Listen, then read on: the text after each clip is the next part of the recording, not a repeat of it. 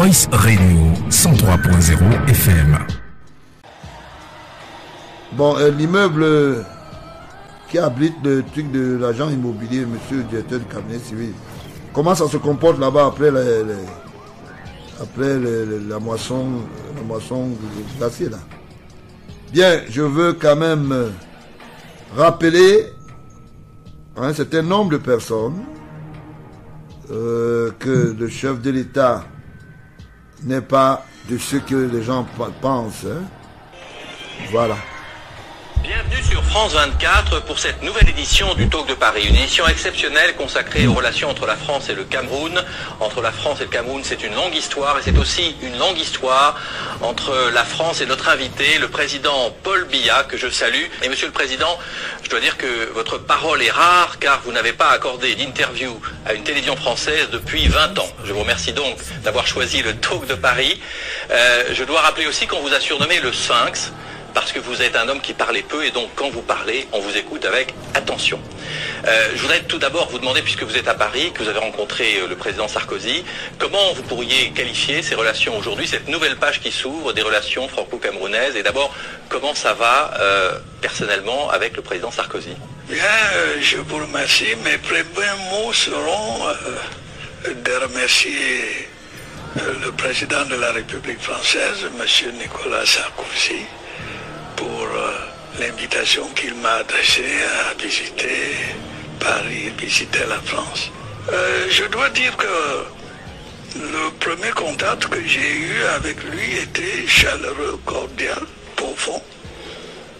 C'est un politicien chevronné, un homme qui connaît les problèmes, connaît l'Afrique.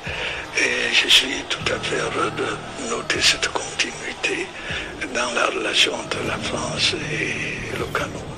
Alors vous dites continuité et en même temps Nicolas Sarkozy incarne une certaine rupture, un nouveau ton, un nouveau style.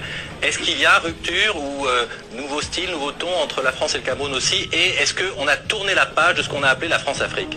À vrai dire, d'un bon point de vue, je pense qu'il y a peut-être plus rupture dans la forme, mais continuité dans le fond. Maintenant, la nouvelle politique africaine de la France est en cours d'élaboration. Peut-être qu'il y aura des changements, mais je crois que la rupture est surtout formelle. Nous pensons qu'il y a une certaine continuité. Qu'est-ce que vous attendez de la France et de Nicolas Sarkozy en particulier? Ce que nous attendons de la France, c'est qu'il continue à accorder une coopération, une amitié à l'Afrique. Nous avons des liens anciens, des liens culturels. Au moment où nous assistons à l'impérialisme linguistique de certaines langues, il n'est pas inutile de préserver un espace où on parle français. Puis je crois quand même que la France est un grand pays, membre permanent du Conseil de sécurité, et quelquefois dans les affaires du monde, ces grands pays peuvent avoir besoin des voix des pays africains. Nous attendons qu'on continue la relation économique, culturelle, financière qui a toujours existé. Je l'ai dit en commençant cette émission, vous êtes l'un des doyens du continent, vous êtes au pouvoir depuis maintenant près d'un quart de siècle, et donc vous êtes d'une certaine manière l'un des symboles de cette France-Afrique d'avant. Est-ce que la page est tournée? Est-ce qu'elle est en train de se tourner? Elle est en train de se tourner. Je crois que c'est la relation avec la France les formes extérieures qui vont changer. Je crois que la concertation va continuer. Et puis, je pense que le président Sarkozy veut mettre l'accent sur le partenariat. Il veut que les Africains eux-mêmes disent ce qu'ils attendent de la France. Il ne faut pas que ce soit des actes unilatéraux. On dit on vous fait ceci, on vous fait cela. Demande qu'est-ce qu'on peut faire ensemble. Et je pense qu'il y a déjà là un début de changement. Tout à l'heure, je ne crois pas dévoiler un secret, j'ai invité le président de la République à faire une visite au Cameroun. il l'a accepté immédiatement et avec joie. J'observe donc qu'il veut maintenir une continuité, une discussion ouverte. Il veut savoir ce que les Africains veulent et la France verra ce qu'elle peut faire. Et geste important, la France a contribué à annuler une grande partie de la dette, ce qui vous permet à vous de partir d'un bon pied. Oui, bien sûr, j'ai profité de l'occasion pour remercier le président Sarkozy pour ce geste que la France a fait. La France a annulé une bonne partie de notre dette. En langage codé, on parle de C2D. Et non seulement cette dette a été annulée, mais on est en train de transformer cette annulation en projet concret dans des secteurs précis, l'agriculture, la santé, l'éducation, les infrastructures, en liaison étroite avec la France. Alors, Monsieur le Président, comme le veut la tradition de cette émission, je vous propose de revenir sur votre parcours politique avec ce portrait de Guillaume Couder de la rédaction de France 24. Beaucoup de Camerounais n'ont connu que lui, Paul Biya, un homme discret qui dirige son pays d'une main de fer depuis 25 ans. Le pouvoir, c'est l'ancien président Amadou Ahidjo qui le lui confie en 82. Musulman, originaire du nord du Cameroun, celui-ci crée la surprise en désignant Biya comme son successeur, un chrétien du sud du pays. Très vite, les relations entre les deux hommes se dégradent. Paul Biya accusera même Ahidjo d'avoir comploté pour tenter de le chasser de la présidence en 83. Le Cameroun connaît ses premières élections multipartites en 92. Biya remporte alors 3 scrutins d'affilée. En 2004, malgré des accusations de fraude massive, un raz-de-marée électoral le porte au pouvoir pour 7 années supplémentaires. Mis sous pression par ses soutiens internationaux, le président camerounais a décidé l'an dernier de sévir contre la corruption qui gangrène le pays. Plusieurs membres haut placés de son parti ont ainsi été arrêtés. Paul Biya a maintenu des liens solides avec la France, malgré des relations parfois tendues dans le pays entre francophones et anglophones. Né dans un Cameroun encore sous domination française, il a d'ailleurs fait ses études dans l'ancienne métropole.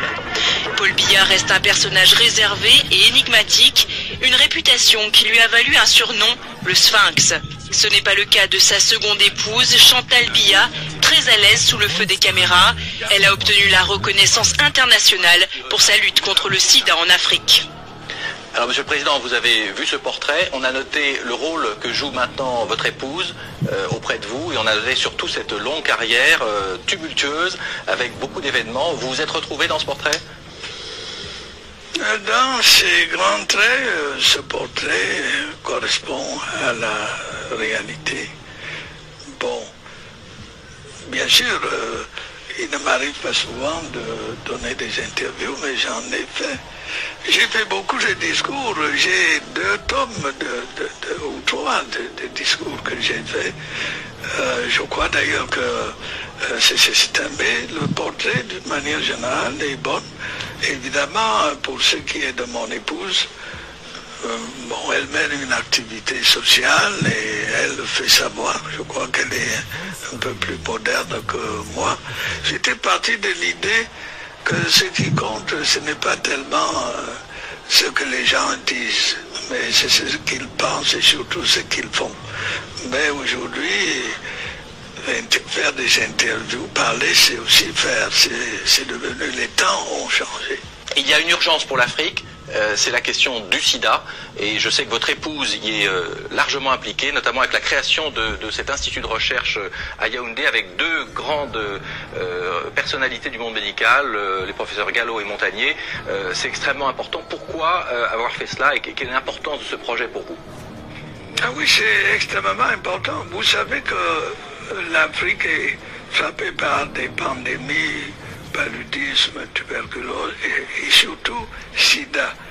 Et ce centre joue vraiment un rôle important dans la prévention contre le sida. Et le professeur Gallo, j'ai vu tout à l'heure aussi le professeur Montagnier, ils ont bien voulu s'associer à mon épouse et à d'autres. Nous pensons que nous pouvons apporter une contribution au lieu d'être là à attendre, à pleurer seulement. Et je parlais également à l'UNESCO, j'ai remercié l'UNESCO qui nous aide à faire des actions de prévention contre le sida en milieu scolaire, en milieu de jeunes. Et tout cela, mon épouse est très engagée dans ces activités. Alors, l'un des événements majeurs de l'année au Cameroun, ça a été l'action que vous avez lancée contre la corruption. L'image du Cameroun à ce propos n'est pas très bonne dans le monde. Au classement mondial, vous êtes l'un des pays les plus corrompus. Et là, vous avez mis en prison, ou fait mettre en prison un certain nombre de ministres, d'hommes d'affaires, une vingtaine d'hommes d'affaires, qui étaient accusés et qui ont été condamnés pour certains déjà de corruption. Est-ce que vous êtes déterminé à mettre fin à la corruption au Cameroun et est-ce que c'est possible? Vous savez, la corruption est un vice qui n'est pas spécifique au Cameroun, c'est un peu mondial. Mais nous avons pensé qu'un pays comme le nôtre, qui ne dispose pas de ressources énormes, a intérêt à limiter les déperditions d'argent et de fonds.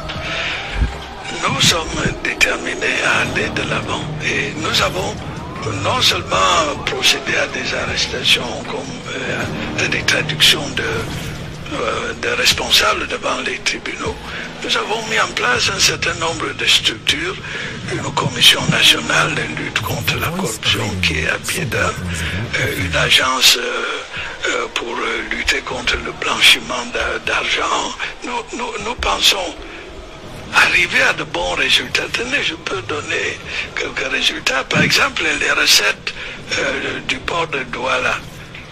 Avant, cette lutte avait atteint un certain niveau, mais dès qu'on a commencé à appliquer la lutte contre la corruption, ces recettes ont augmenté de 30 ou 40%. Donc c'est intéressant. Et qu'est-ce que vous dites à ceux qui disent qu'ils n'y croient pas et que c'est de la poudre aux yeux? Ce n'est que par le temps, avec le temps, qu'ils verront que ce n'est pas la poudre aux yeux. Nous avons des résultats. Je prends encore un exemple.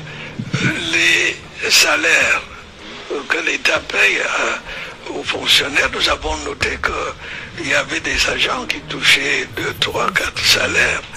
Eh bien, grâce aux mesures d'assainissement du fichier solde, eh bien, nous avons économisé quelques milliards par mois. Les gens qui croient que c'est une mode se trompent, c'est vraiment un axe majeur dans la politique de redressement de notre économie. Nous avons poursuivi ces actions dans les marchés publics, dans les produits pharmaceutiques, parce que vous avez des gens... C'est une lutte qui est absolument capitale pour le redressement des finances publiques et puis pour les mœurs. Également, les investisseurs. Quand les investisseurs viennent investir au Cameroun, il est absurde qu'on dise à un investisseur, bon, c'est bien, vous voulez faire une usine, mais moi, vous me donnez combien? C'est des choses qui dégoûtent, qui découragent les investisseurs. Alors on a créé un bureau chargé de l'accueil des investisseurs où tout est centralisé. Mais ça veut dire que vous allez avoir finalement une nouvelle génération de dirigeants au Cameroun qui va venir et que vous espérez voir débarrasser de ce fléau. C'est ça, et je dois dire que cette lutte est très populaire. Les populations, tous les jours, m'écrivent pour me dire attention, tel a fait tel acte de détournement, mais évidemment je recoupe. Si je les prenais au mot, mais peut-être que les prisons ne seraient pas assez graves pour contenir tout le monde. C'est une lutte qui est très soutenue par la population, par les bailleurs de fonds, par l'Union européenne, par la France. Tous les pays avec qui nous sommes en coopération. Et je ne suis pas naïf. Je ne pense pas qu'on ramène la corruption à zéro, mais il faut l'amener à des niveaux insignifiants qui ne perturbent pas le développement. Ça va prendre combien de temps? Jusqu'à la fin de votre mandat? Même avant la fin de mon mandat, on verra déjà des résultats. Nous commençons déjà à noter de bons résultats. On va continuer. je crois que on verra les résultats avant longtemps.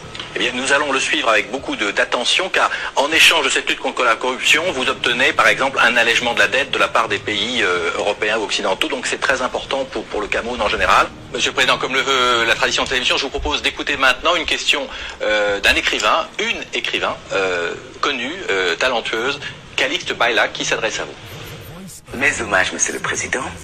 Ma question porte sur l'international. Il y a 20 ans, on avait l'impression qu'il y avait plus de Camerounais occupant des postes importants dans les institutions internationales. Nous remarquons aujourd'hui un recul de cette présence camerounaise. Comment expliquez-vous cette situation? Que comptez-vous faire pour y remédier? La deuxième question porte également sur l'international. Les artistes et intellectuels camerounais sont de véritables ambassadeurs de sa culture, de son économie, de sa diversité d'ailleurs. Or, il s'avère que nous avons l'impression que l'État camerounais les néglige, ne s'en occupe pas, estime peut-être que le travail qui est fait par ces intellectuels n'est pas digne d'intérêt. Comment expliquez-vous cela? Que comptez-vous faire pour remédier à ce malaise? Monsieur le Président, malaise intellectuel et puis recul de l'influence camerounaise à l'étranger? Bon, je commencerai par les artistes. J'ai nommé à la tête du ministère des Arts et de la Culture un écrivain de talent, Ouyodo Ferdinand. Il a mis sur pied un statut absolument révolutionnaire qui permet aux artistes d'être rémunérés. Jusque-là, c'était presque je ne dis pas du bricolage. Nous sommes en train de réhabiliter la fonction artistique. Les hommes politiques passent, mais les artistes et leurs œuvres restent. Je crois que je dis donc à ma compatriote que nous allons accorder plus d'importance encore à ce secteur. Le problème des postes internationaux, ne soyons pas égoïstes, nous ne sommes pas seuls. Tous les pays veulent avoir leurs représentants à des organisations internationales. Nous battons. Et nous gagnons quelquefois et quelquefois nous perdons. Nous arrivons au terme de la première partie de cette émission. Monsieur le Président, je vous propose de regarder ensemble le journal de France 24 et nous nous retrouvons dans quelques minutes. À tout de suite.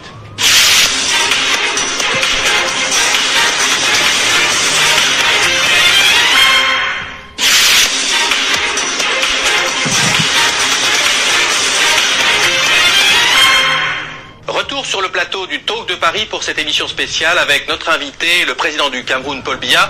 Alors Monsieur le Président, on a parlé de cette nouvelle page qui s'ouvre entre la France et le Cameroun et je vous propose tout de suite d'entendre le président Sarkozy qui, vous le savez, a prononcé un discours important à Dakar. C'est un discours qui, vous allez le voir, a suscité une véritable polémique. Regardons-le ensemble. Le drame de l'Afrique, c'est que l'homme africain n'est pas assez entré dans l'histoire. Le paysan africain, qui depuis des millénaires vit avec les saisons, dont l'idéal de vie est d'être en harmonie avec la nature, ne connaît que l'éternel recommencement du temps, rythmé par la répétition sans fin des mêmes gestes et des mêmes paroles. Dans cet imaginaire où tout recommence toujours, il n'y a de place ni pour l'aventure humaine, ni pour l'idée de progrès. Dans cet univers où la nature commande tout, l'homme échappe à l'angoisse de l'histoire qui tenaille l'homme moderne. Mais l'homme reste immobile au milieu d'un ordre immuable où tout semble être écrit d'avance. Jamais l'homme ne s'élance vers l'avenir. Jamais il ne lui vient à l'idée de sortir de la répétition pour s'inventer un destin. Alors Monsieur le Président, votre commentaire? Bon, j'ai écouté et lu ce discours. Je crois qu'il mérite d'être lu et relu. Certains l'ont jugé colonialiste, d'autres raciste, et puis le président sud-africain a dit pas du tout, c'est un bon discours.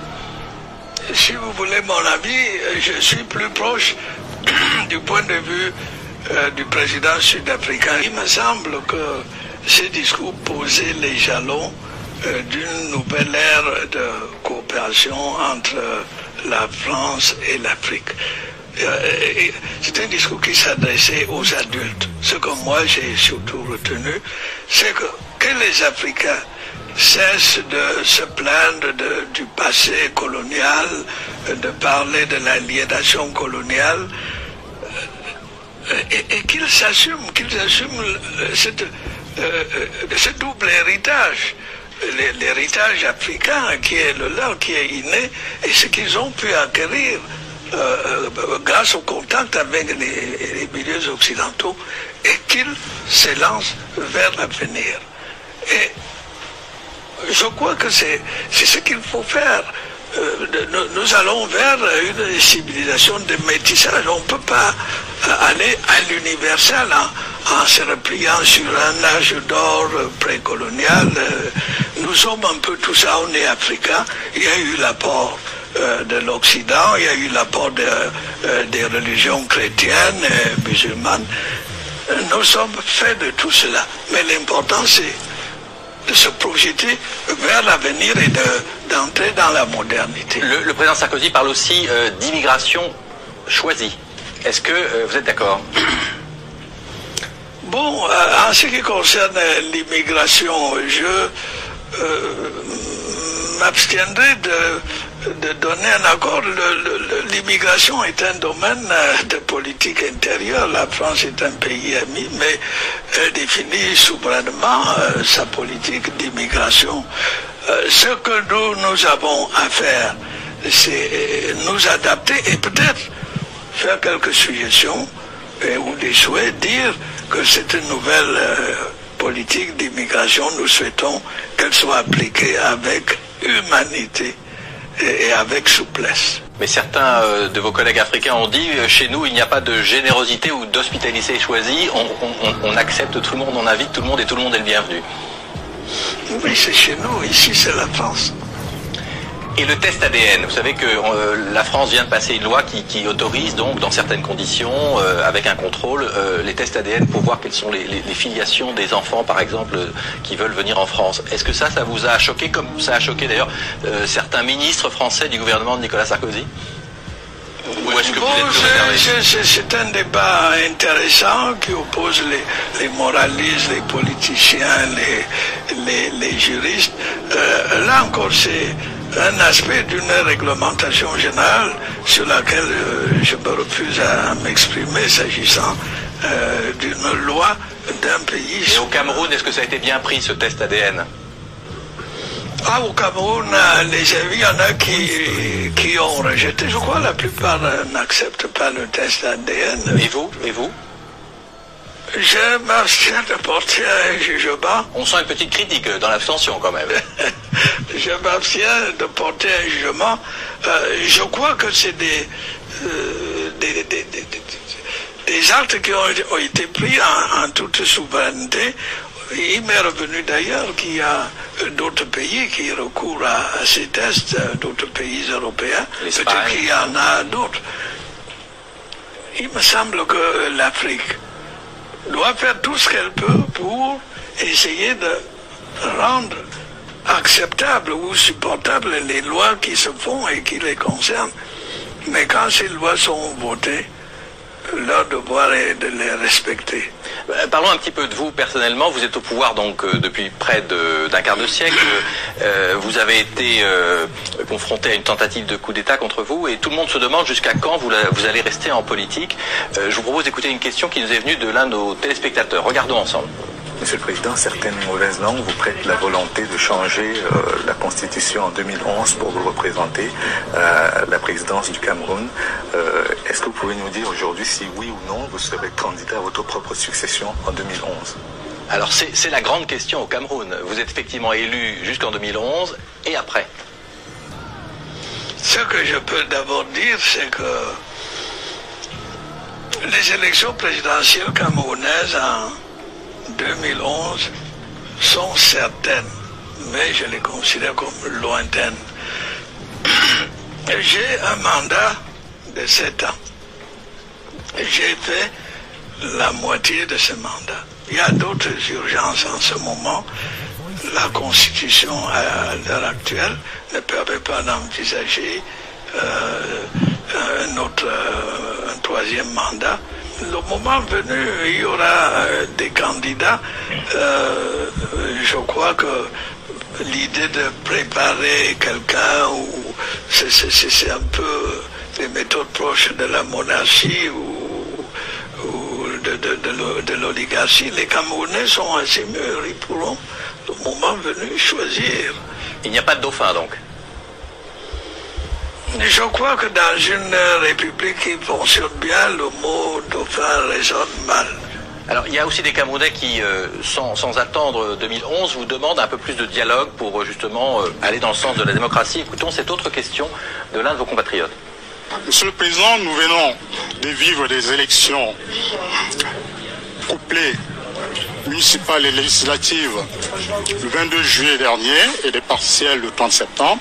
Au cours de ces élections, nous avons noté une importante abstention, moins de 15% d'électeurs inscrits dans certaines circonscriptions, ce qui correspond à moins de 7% du potentiel électoral, voire beaucoup moins, compte tenu du fait que les chiffres du recensement du dernier recensement ne sont toujours pas publiés.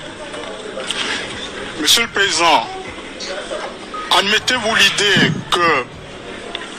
qu'un dialogue national basé sur une réconciliation véritable avec le retour de la dépouille du président Ahidjo, un dialogue avec vos opposants, y compris monsieur John Fundi, que vous n'avez toujours pas rencontré en 17 années de multipartisme.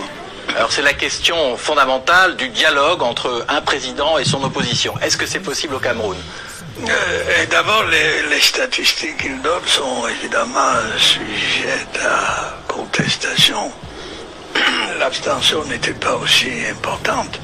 Et je note aussi d'ailleurs que dans le monde, il y a une tendance à l'abstention dans les votes.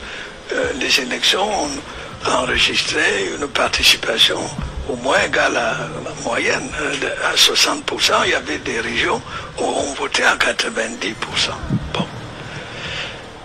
Voilà pour les statistiques. Quant au dialogue, nous sommes pour le dialogue. Je prends les élections du 22 juillet dernier, les élections législatives et municipales. Nous les avons gagnées. Nous avons gagné 140 députés et encore 13 pendant les partielles.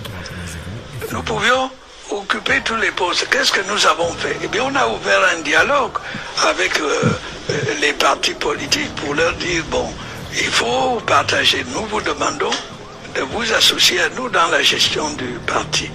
On l'a fait à l'Assemblée nationale. Le bureau de l'Assemblée nationale comprend les membres de mon parti, mais aussi les membres des partis d'opposition, les commissions à l'Assemblée, les postes de vice-président. On s'est réparti cela. Après un dialogue difficile, un dialogue où l'opposition, malgré sa défaite, demandait à présider l'Assemblée nationale, vous vous rendez compte? Bon, ben ils ont fini par accepter les vice-présidences. Il a cité le cas du leader de l'opposition, Fundi. C'est vrai qu'on ne s'est pas rencontré, mais je peux le dire aujourd'hui et il ne me démentira pas. On avait pris rendez-vous pour discuter. Il a choisi le village, mon village qui n'est pas loin de Yaoundé. J'étais d'accord. Puis au dernier moment, c'est lui qui n'est pas venu.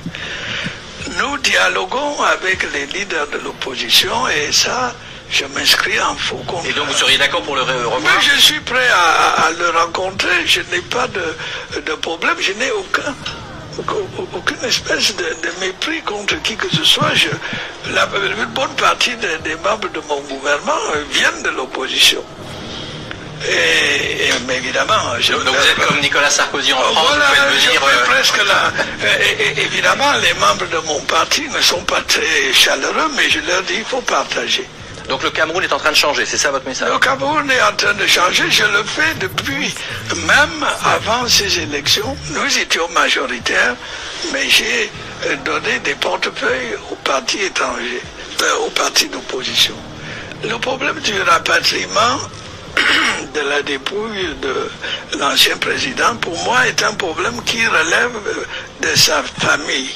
Si la famille de mon prédécesseur décide de faire transférer les restes du président Hidjo, c'est une décision qui ne dépend que de... Je n'ai pas d'objection, d'observation à faire. Dernier chapitre de cette mission spéciale, Monsieur le Président. Le Cameroun va jouer un rôle essentiel dans la mise en place de la force internationale européenne au Darfour, au Tchad, en Centrafrique, puisqu'elle va accueillir le passage des soldats qui vont aller vers les zones concernées, et puis également vous allez former près d'Yaoundé un certain nombre d'officiels qui vont participer au maintien de l'ordre. Alors, c'est important d'avoir un Cameroun stable et qui accepte cette contribution. Vous pouvez nous le confirmer? Je peux vous confirmer que c'est un acte de confiance vis-à-vis du Cameroun. Et nous pensons aussi que c'est dans l'intérêt du Cameroun. Nous avons une position assez centrale, assez stratégique. Il se trouve qu'il y a des zones de perturbation non loin du Cameroun. Nous avons demandé à l'OUA, à l'ONU et à l'Union européenne de nous aider à stabiliser la région. Je viens encore de remercier le président de la République française pour l'action très décisive qu'il a conduite dans ce domaine. Donc, il faut aussi que nous apportions notre contribution. Nous sommes prêts à accueillir d'abord ces écoles de formation et nous avons donné aussi notre accord pour aider au convoyage des matériels. Et vous allez également contribuer à la force elle-même, la force hybride? Nous sommes déjà en train de contribuer. Nous avons des policiers en Côte d'Ivoire, au Darfour, au Tchad, en République démocratique du Congo, on en a à Haïti. Maintenant que le conflit avec le Nigeria est presque résolu, nous allons pouvoir apporter une contribution plus significative en termes de contingent militaire. Nous le faisons avec joie pour participer à la remise en ordre des économies et des États de la région. C'est notre intérêt aussi. Et effectivement, car c'est une crise grave qui a déjà fait plusieurs centaines de milliers de morts, 200 000 morts au Darfour. On va réussir à régler la crise du Darfour, à votre avis? Je pense qu'il faut essayer. Ce n'est pas nécessaire d'espérer pour entreprendre, ni de réussir pour persévérer. Il faut commencer. Mais je crois que avec l'intervention de l'Union européenne, de l'ONU et de l'Union africaine, et si on y ajoute un dialogue sincère entre les parties en présence, il ne fait pas de doute qu'on va résoudre ce problème. Dernière question, Monsieur le Président, le sommet Europe-Afrique à Lisbonne, au Portugal, vous allez y aller et faut-il inviter Mugabe? Je peux vous dire que je suis heureux d'y aller, j'y serai. Je considère simplement que, étant donné l'importance des enjeux, ça me paraît insignifiant de s'arrêter sur le cas des personnes. Mugabe dirige un État, nous voulons un dialogue global entre l'Europe et l'Afrique. Je souhaiterais que nos amis européens, et notamment la Grande-Bretagne, acceptent que toute l'Afrique qui veut y participer, y participe. En tout cas, en ce qui me concerne, je peux vous donner l'assurance que j'y serai. Très bien.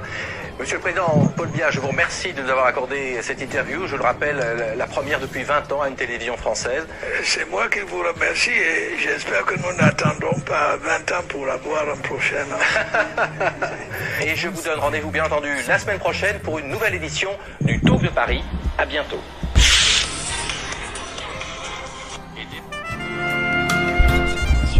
Bien, Benoît.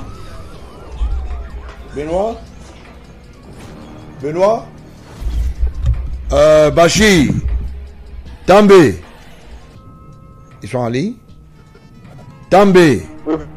Ok. Le dernier mot, on va clôturer. Je voulais simplement démontrer que je suis dans l'école et mon icône politique, c'est bien le président Paul Biya. Je suis tout oui et je suis l'élève. Et j'estime que à un moment, il me donnera le certificat mérité pour sortir de cette formation.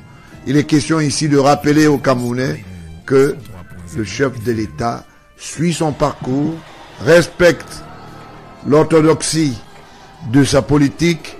Il est question simplement de respecter les idéaux et les principes des autres pour que vos idéaux et vos principes soient acceptés. Alors, the last, when you have something to give you, I don't know what. Well, I don't have much. I just want to say thank you for the opportunity. Yeah. I pray, and I pray seriously that Cameroonians should start working for the country and not pointing, accusing fingers towards the head of state. And I hope the Minister of Interior will react quickly as he did when you made the complaints about just before Macron came to Cameroon, the President Macron, French president. I pray for peace, and I know that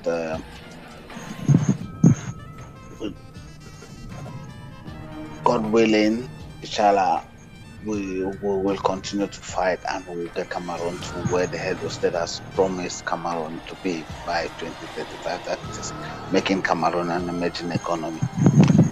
God bless you. God bless the head of state. God bless everybody at the studios. And God bless Cameroon. Okay, keep the line, please. Don't keep the line. Thank you. Benoît? Benoît en ligne? Ok, Benoît, ton dernier mot? On va quitter le studio. Qu'est-ce que tu as dit aux Camerounais comme dernier mot?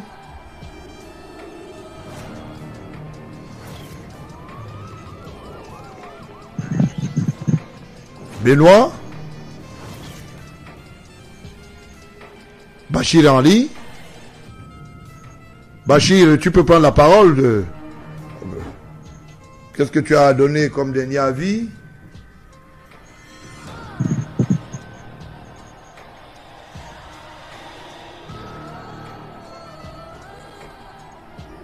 Benoît?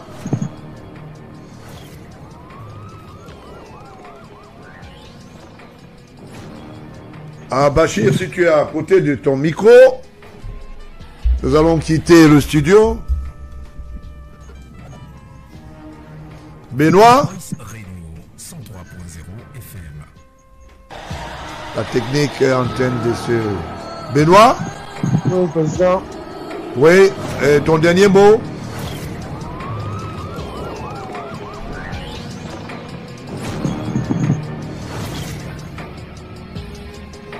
Allô? Oui? On te suit, vas-y.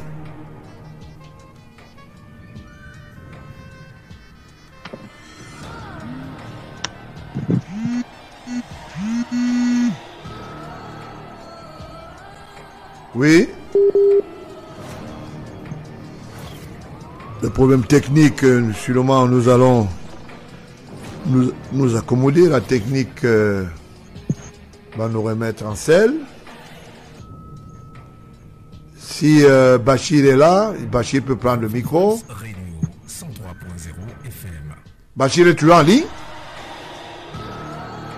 Bachir, tu as le micro.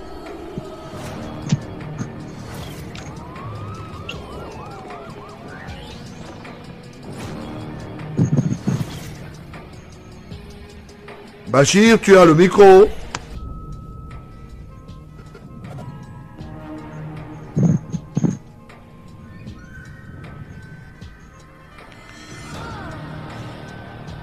Bachir, tu as le micro. Si la technique, je pense que il y a une bataille hertzienne. Est-ce qu'il ne fait pas très chaud en Europe maintenant? Il ne fait pas froid? Est-ce que c'est pas la pluie en ce moment, hein, vous savez, évidemment. Hein?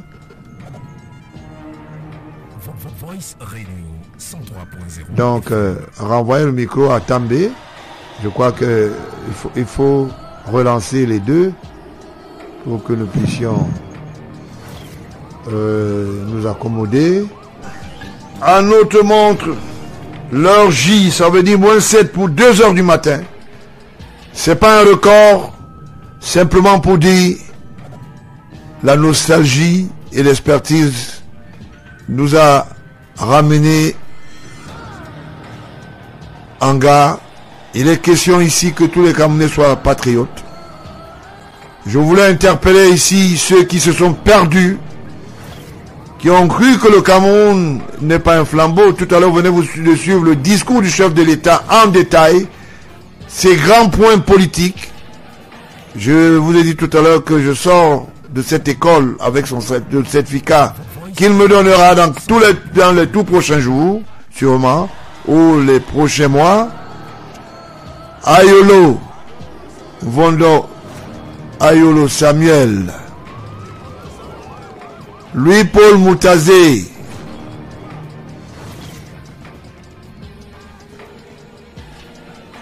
Amourou Belinga, Jean-Pierre. Si vous avez suivi le discours, pas le discours, l'interview, je vous l'ai dit, du chef de l'État, ce sont ces grands points, il faut les suivre. Vous avez intérêt d'attendre vos jours qui vont s'émietter en termes ou au terme des nuits difficiles. Le capital de la renouvocratie, c'est le changement et surtout le patriotisme collectif. Donc, je voulais bien que tous les auditeurs puissent suivre ce discours. Nous nous y attelons dans le Parti républicain et dans les tout prochains jours, nous serons prêts à faire de notre mieux ou bien à mettre notre expertise pour le peuple camerounais. Mais sachez une chose, Vondayolo, vous ne pourriez jamais être un chef d'État. Louis-Paul Moutazé encore moins. Amourou, beaucoup de rêves comme un homme de paille. Et je voulais dire à ceux qui sont encore dans les couloirs noirs d'oublier, si vous n'êtes pas sorti de l'école de la renouvocratie, les lendemains ne seront pas meilleurs pour vous. Tambe, thank you for all your disposition. Thank you very much, President. Yeah, okay. Can you hear me? Have a nice day with your family. Thank you. You too. Okay. Thank you. Thank you for all. God bless. Mets-nous une bonne musique là. God bless you, President. Voilà. God bless you. Ok, thank you. Nous quittons et Et à la prochaine. Speak to you later. La prochaine sera quand? Peut-être mercredi, peut-être le dimanche, mais que Dieu Tout-Puissant puisse nous garder. On remercie le Tout-Puissant de nous avoir donné l'énergie et la volonté de conduire cette émission à sa fin. Et que tous les auditeurs aient un sommeil de paix sous la main du Saint-Esprit. Au revoir.